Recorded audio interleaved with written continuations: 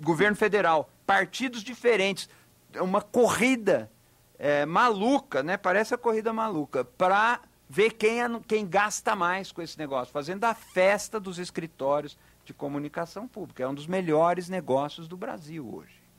É trabalhar para a comunicação de governo.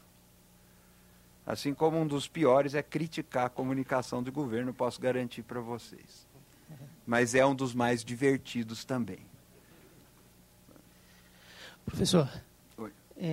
Eu tenho aqui para te fazer uma pergunta que, como toda imagem, ela parece muito simples e vai ser muito curta, e eu acredito que a resposta talvez se alongasse muito, talvez fosse muito comprida, se não impossível.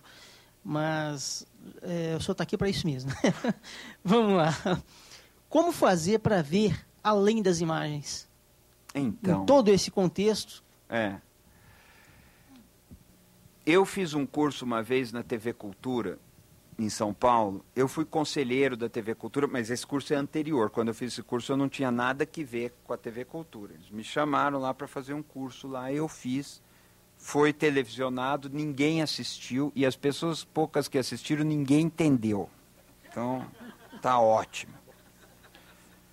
Para vocês terem uma ideia, o meu vizinho em Orlândia, é a cidade que eu nasci, que já morreu, é um grande amigo, chamado Ciro Armando Catapreta, poeta. Não foi meu professor, mas foi um grande educador na cidade, indiretamente é responsável pela minha formação, como o professor Geraldo Rodrigues, de Orlândia, foi indiretamente responsável pela minha formação, além dos professores que eu tive. Eu sempre estudei, no meu tempo, né, escola pública, eu, Hermes da Fonseca e as outras pessoas do meu tempo. Mas, quando eu fiz esse curso na TV Cultura, eu falava muito do Saussure, do linguista Saussure, e o Bakhtin, falando que existem pontos de encontro entre Saussure e Bakhtin. E houve quem assistisse esse curso em Orlândia e achou muito interessante, porque eu falei muito do Seu Ciro. Seu Ciro era como a gente chamava o Ciro Armando Catapreta. A gente falou do Seu Ciro.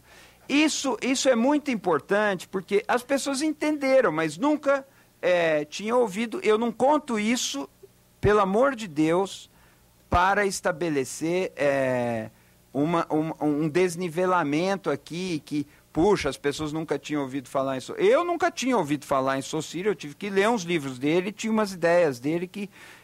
as pessoas que fizeram essa confusão não fizeram o papelão. Quem fez o papelão fui eu. Porque como é que eu vou falar na televisão de uma coisa que o máximo que o sujeito pode chegar é aquilo? E eu podia estar falando de algo de autoconhecimento ou de algo muito especializado, que é coisa muito comum. Então, o que eu quero dizer é que ninguém entendeu. Eu fiz lá um negócio que ninguém entendeu. Mas esse curso se chamava Ver TV de Olhos Fechados. Como fazer para ver além das imagens? Vai parecer místico, mas é preciso fechar os olhos. Você quer ver, fecha os olhos. Professor, boa noite. Tá? Parabéns pela palestra, excelente. Obrigado. Tá. Eu tenho aqui algumas perguntas que como provocação, né? Aquela provocação salutar que sempre nos engrandece, né, a todos.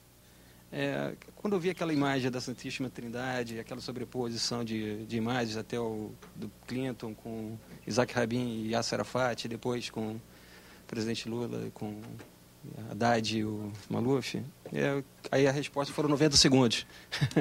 Né? Foram 90 segundos. E aqueles 90 segundos se transformaram em poder, né? Como dando continuidade. Agora tem uma outra pergunta que todos gostariam de ser, como com suas palavras, um Brad Pitt, um ator, um cantor, como Tiririca, e ter essa conquista, né? Eu vou trazer alguma pergunta aqui, baseada no seguinte. Com apenas 17 segundos, me permite ler aqui, com 17 segundos na TV, criou-se o bordão que renderia 360 mil votos na eleição presidencial de 89. Em 1994, com pouco mais de um minuto na TV, Enéas ficou em terceiro lugar na disputa presidencial. 4,67 milhões de votos. Em 98, com 70 segundos na TV, Enéas conseguiu expor algumas de suas ideias nacionalistas, como a defesa da pacificação pacífica da bomba atômica para que o Brasil fosse mais respeitado. terminou o pleito em quarto lugar, com 1,4 milhões de votos. Após a sua votação recorde para deputado federal em 2002, garantiu a vaga no Congresso Nacional com 5 deputados para o seu partido. A minha pergunta é, pode haver outro doutor Enéas? Bom, a minha resposta precisa começar do seguinte: eu não sei explicar essas coisas e não disponho do ferramental, eu não gosto dessa palavra, mas ainda assim, para analisar e extrair disso algo que pudesse ser entendido como a fórmula que explica. Muita gente explica as coisas a posteriori também. Eu acho que para isso nós teríamos que ver mais a ciência política e menos psicologia e menos o estudo das imagens. Eu tenho a impressão de que mais nesse domínio haveria respostas para esse tipo de coisa. De resto, eu me lembro uma vez, quando eu dirigia a revista Super Interessante, e nós fizemos uma grande reforma na revista, e eu estava apreensivo. Vixe, agora os leitores, o que eles vão achar? E o meu redator-chefe, que era o Flávio Diegues, grande jornalista, falou, Eugênio, isso aí é sempre igual. 10% vão adorar, 10% vão detestar e 80% não está nem aí. Um pouco, eu me lembro desse caso, porque existem os pontos fora da curva, então por aí a gente pode entender. O discurso conservador sempre vai estar lá, e o Enéas se colou a ele, e é até necessário que ele esteja lá. Às vezes, como na França, ele fica muito grande, e aí inspira um certo medo. Mas eu não sei, não quero falar sobre essa matéria, amenidades ou superficialidades ou platitudes que eu não estou equipado para falar. Algo, talvez, que possa ser aventado aí é o seguinte: há um efeito na comunicação que é a identificação e o sentimento de pertença ou de pertencimento. A gente sente que alguma coisa é próxima e que aquilo não é bem que nos represente, mas aquilo é alguma parte de nós. A comunicação pela imagem trabalha esse tipo de identificação, sem a mediação do simbólico, sem a mediação do pensamento, ou da palavra articulada, ou do significante. É uma identificação direta. Era esse problema que as pessoas apontavam, por exemplo, no filme do Capitão Nascimento, Tropa de Elite. As críticas eram o seguinte: mas a plateia se identifica com o Capitão Nascimento. E isso foi algo arquitetado para produzir uma identificação com o lado reacionário. Aí veio o Capitão Nascimento 2, que era todo dos direitos humanos e tal, fazia a crítica dos políticos e tal.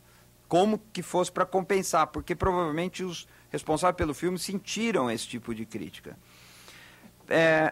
E essa identificação é muito forte. Então, isso explica um pouco o Cacareco, isso explica um pouco o Tiririca, isso explica um pouco o Enéas, o efeito do conhecido, isso é um pouco de mim. O PT tentou fazer isso numa campanha, era um brasileiro igualzinho a você, e depois virou motivo de piada, porque igualzinho a mim eu não quero lá não, a gente ouvia. Mas talvez, e aqui eu estou arriscando, além do que eu posso dizer, talvez esse fator de identificação seja muito forte nessas coisas, e ele acabe aparecendo assim.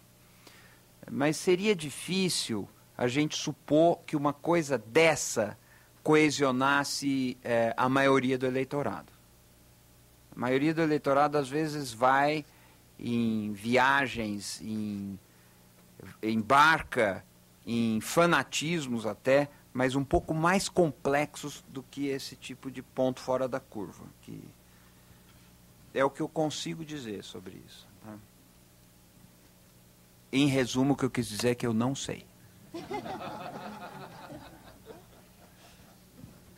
Boa noite, eu me chamo Deane Liliana. Antes de mais nada, eu gostaria de parabenizar o embaixador Jerônimo Moscardo pelo empenho, pela dedicação na realização do seminário. Eu não sou funcionária do Senado, eu sou uma ex-estudante de medicina e de direito antes de ir embora para o Canadá.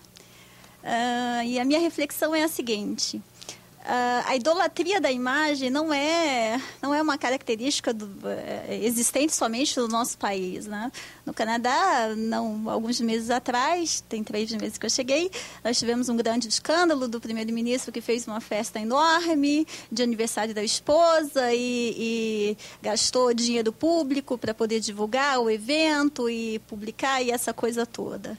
Então, ao mesmo tempo em que o Estado tem o dever de informar, e os números que o senhor nos fornece são alarmantes, eu diria mesmo obscenos, eu gostaria que o senhor refletisse um pouco mais sobre a idolatria da imagem, refletindo justamente o esvaziamento moral e ético, uma vez que dinheiro é desviado e é utilizado de forma tão obscena justamente para idolatrar um partido político ou um político em específico. Muito obrigada. Não, eu que agradeço, e agradeço a gentileza com que vocês me receberam aqui, a amabilidade, cordialidade, da boa.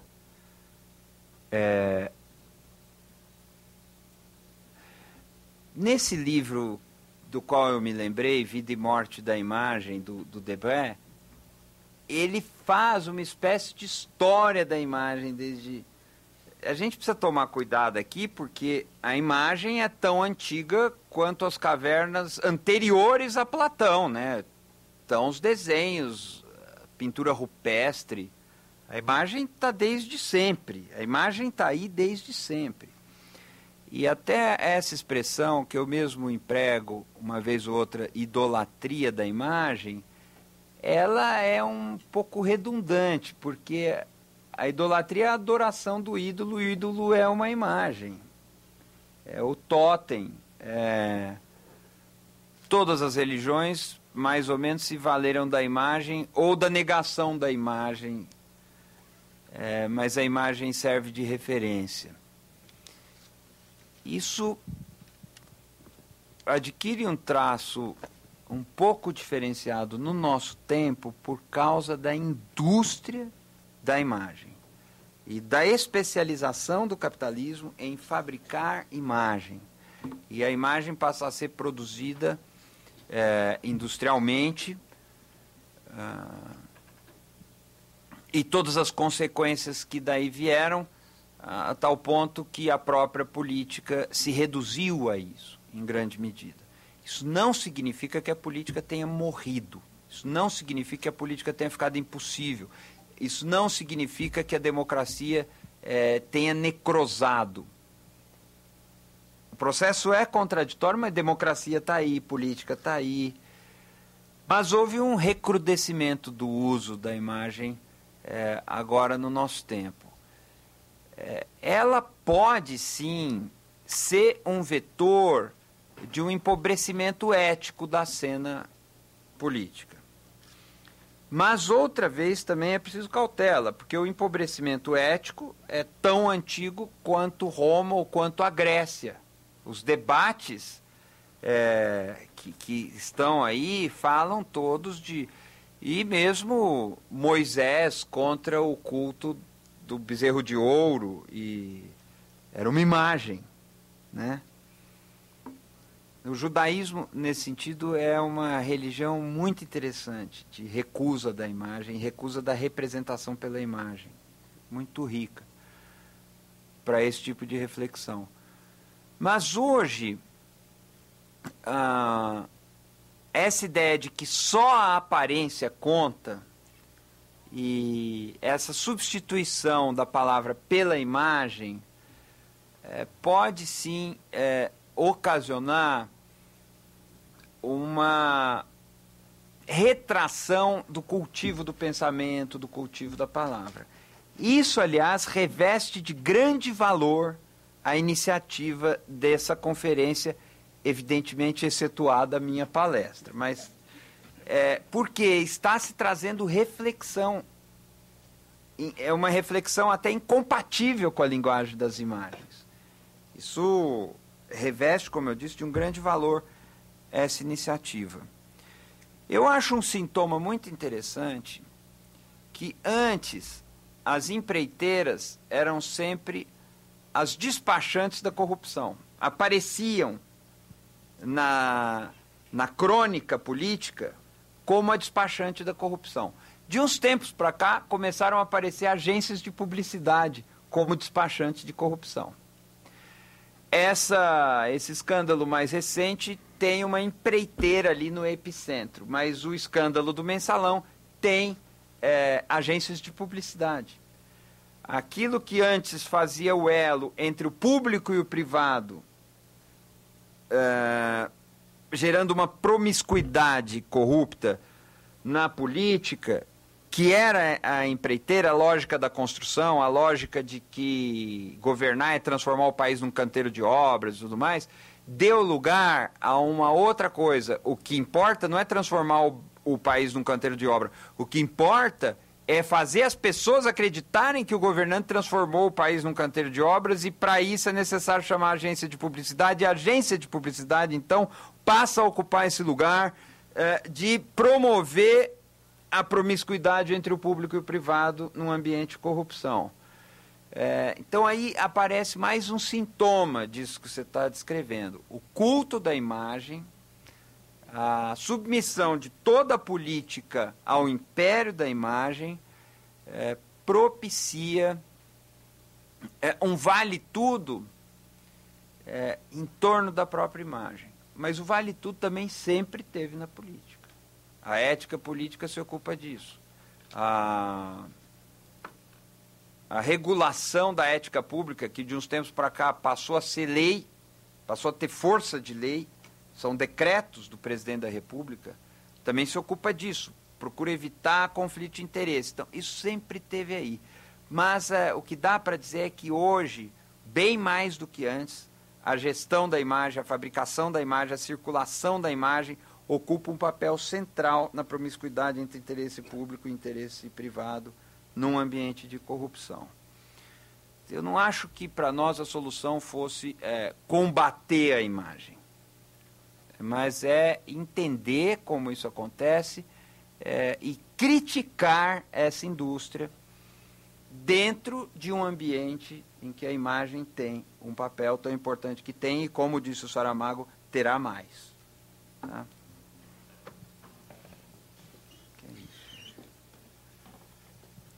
Boa noite. Oi. Eu sou a Márcia, eu sou servidora da casa, e eu não sabia o tanto que eu estava esperando um palestrante como você.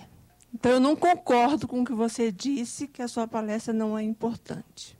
Muito obrigado.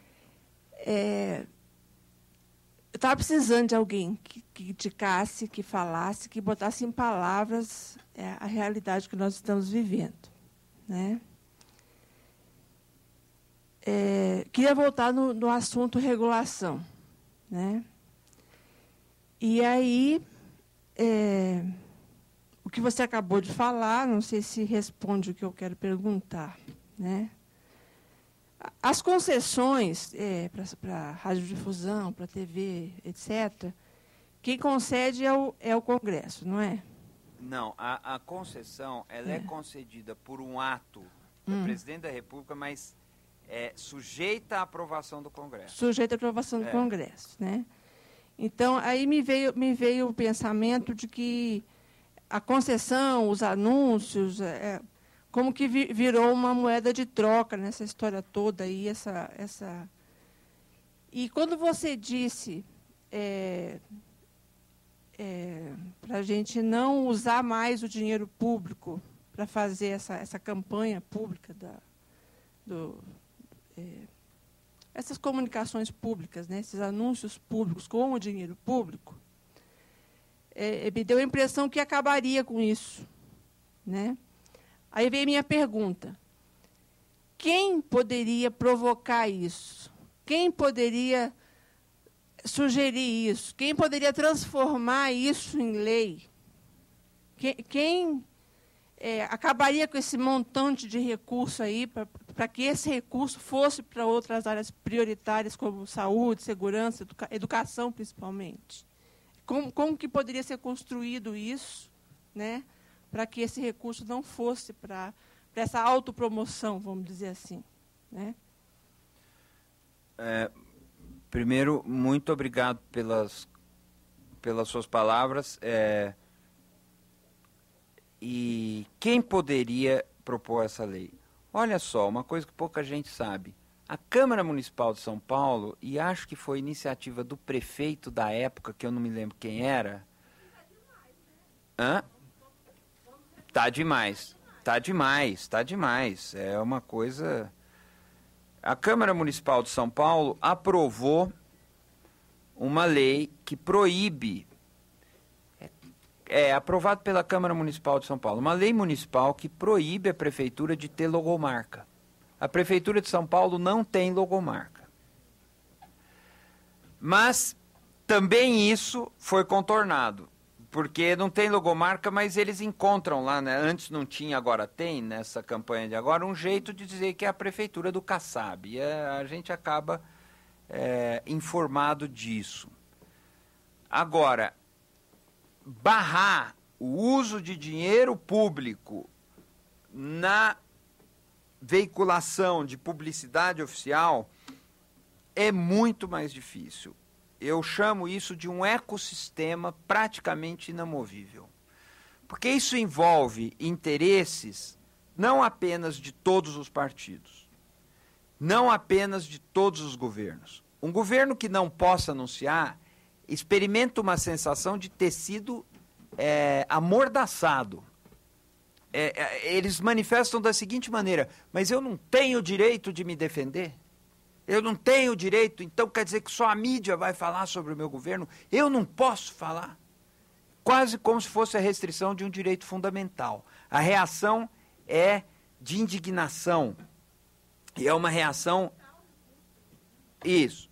Então eles reagem assim. Isso é interesse de todos os governos, que significa dizer, é interesse das máquinas governamentais, isso é interesse dos partidos, mas isso é interesse da imensa maioria de rádios e televisões locais, as menores, e jornais do Brasil.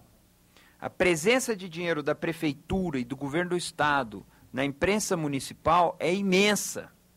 E esses jornais também enxergam que se esse dinheiro for cortado, eles vão falir. E, de fato, se a verba pública é cortada, eles não têm como fechar a conta no fim do mês.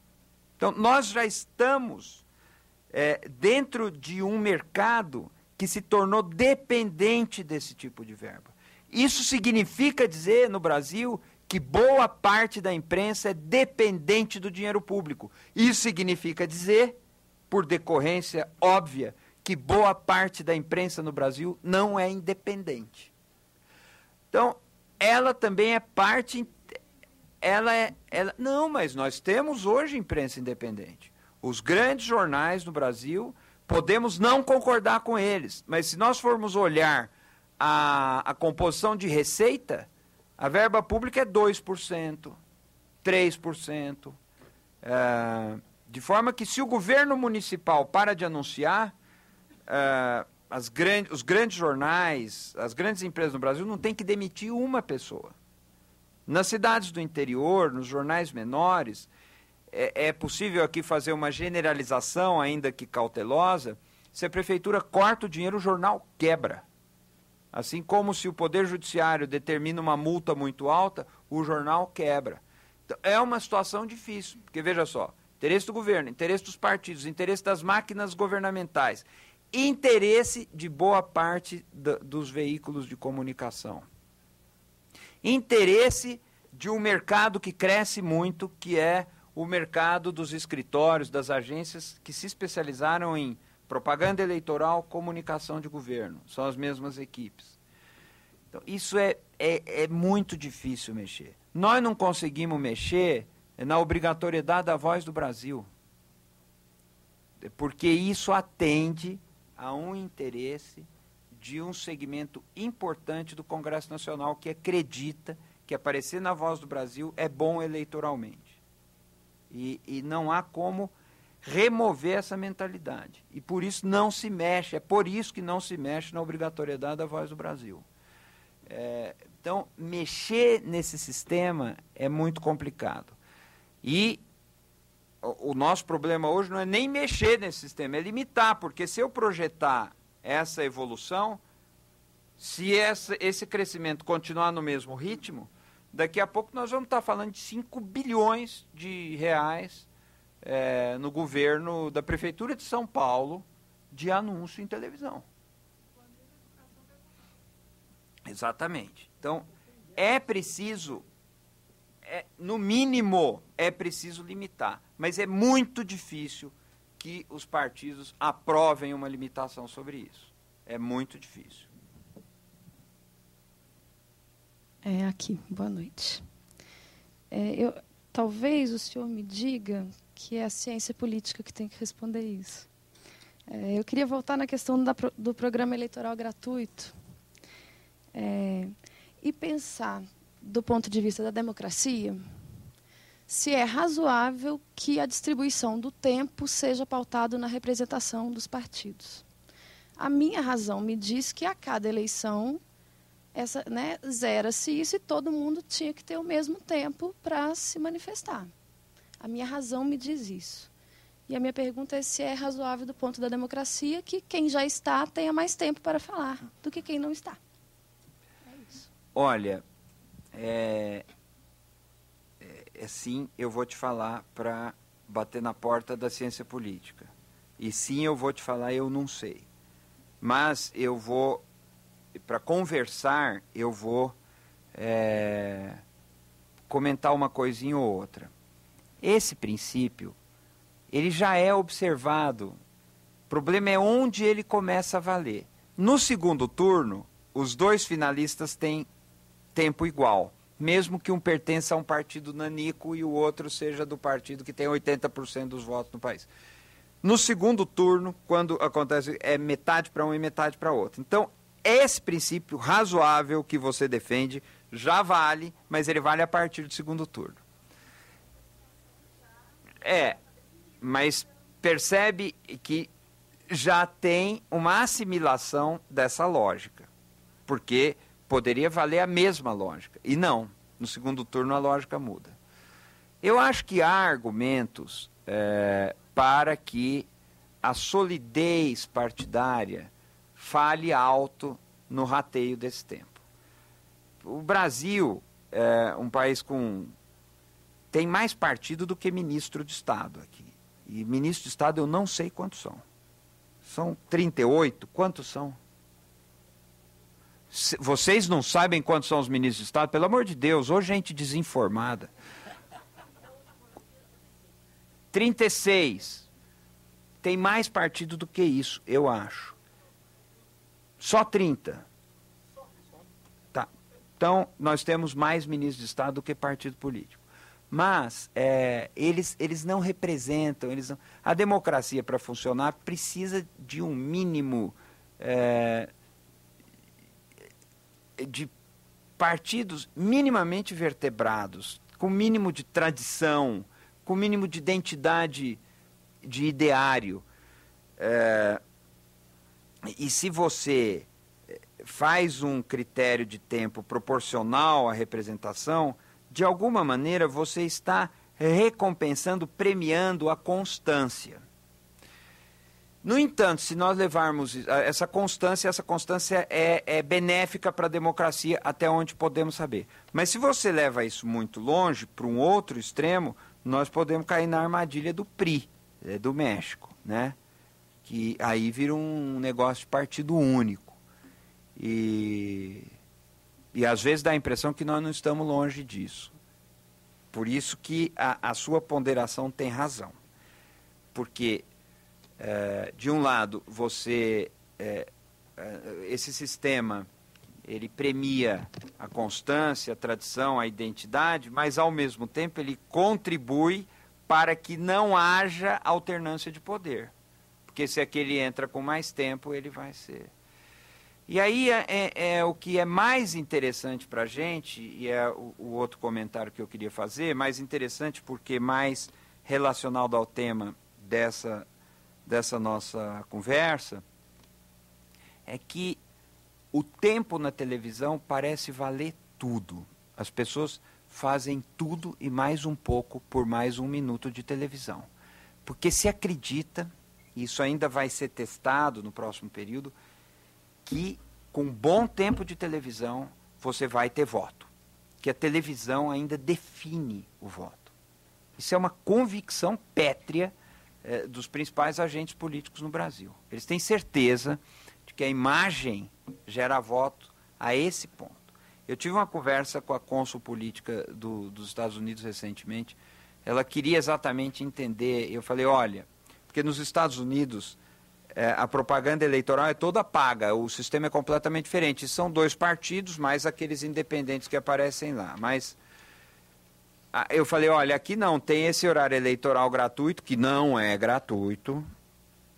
Teve o ano 2010, o Estado brasileiro gastou, precisa checar, mas algo como 600 milhões de reais. Algo entre 400 e 600 milhões de reais de renúncia fiscal em cima do tempo de televisão para isso. Então não sai barato, o público paga, não é gratuito. Mas eu disse, o tempo do candidato no horário eleitoral é o que mais vale. Ah, mas a internet não ajuda, a internet ajuda, mas ela, por enquanto, é uma extensão da televisão. O que vai pautar ainda é a televisão, ainda nessa eleição. E isso é mais interessante. As composições se fazem em cima do tempo de televisão.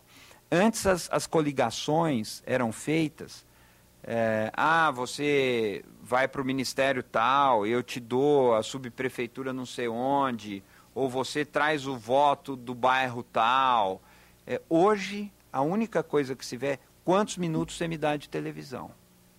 E aí as alianças são feitas. Então, o que é interessante nessa história, e que isso eu tenho equipamento para responder, é a imagem, pelo menos na crença dos agentes políticos, é decisiva para a conformação do resultado na eleição.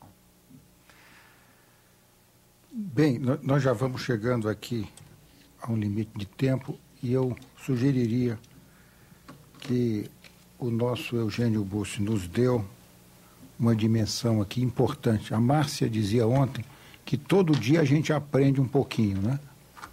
E a ideia é incorporar agora o Eugênio Bussi numa vinculação permanente a esse núcleo de reflexão e tornar esse núcleo de reflexão algo permanente. Fazer sempre essa reflexão. Ele nos deixa aqui, não a terapêutica, mas nos deixa inquietos com os problemas que ele nos trouxe aqui.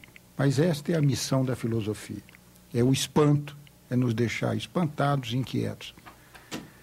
Eu pediria ao professor José Ronaldo Montalvão, que nos acompanhou tanto na formulação de todo esse projeto, que ele fizesse os agradecimentos aqui a Eugênio Bussi.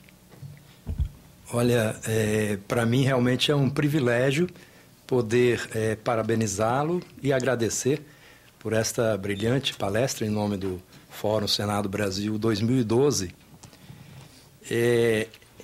Eu fico assim, agora imaginando que você ressaltou em um momento da sua palestra que a imagem nos afasta das palavras. Agora, o curioso é que você nos sensibilizou com as imagens e em nenhum momento nos afastou das suas belas palavras. Muito obrigado.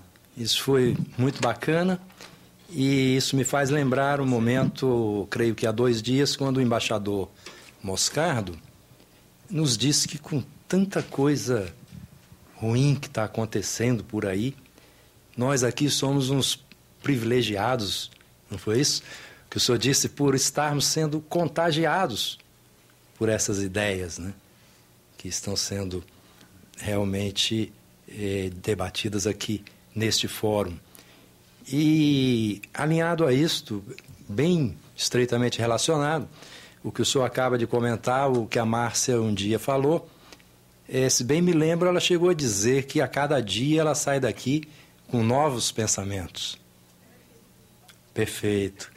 Isso é interessante porque isso me faz lembrar umas ideias do Karl Mannheim, em Ideologia e Utopia, em que ele comentando, um historiador, filólogo e historiador alemão, o Johann Droysen, quando chegou a dizer que, estritamente falando, o homem singular não pensa, ele antes participa do pensar que outros já pensaram antes dele. E arremata dizendo que surjam pensamentos novos das condições já dadas, e dos novos pensamentos, condições novas e melhores. Isso nós estamos observando aqui, e hoje podemos mais uma vez ser privilegiados por suas ideias. Muito obrigado, meus parabéns.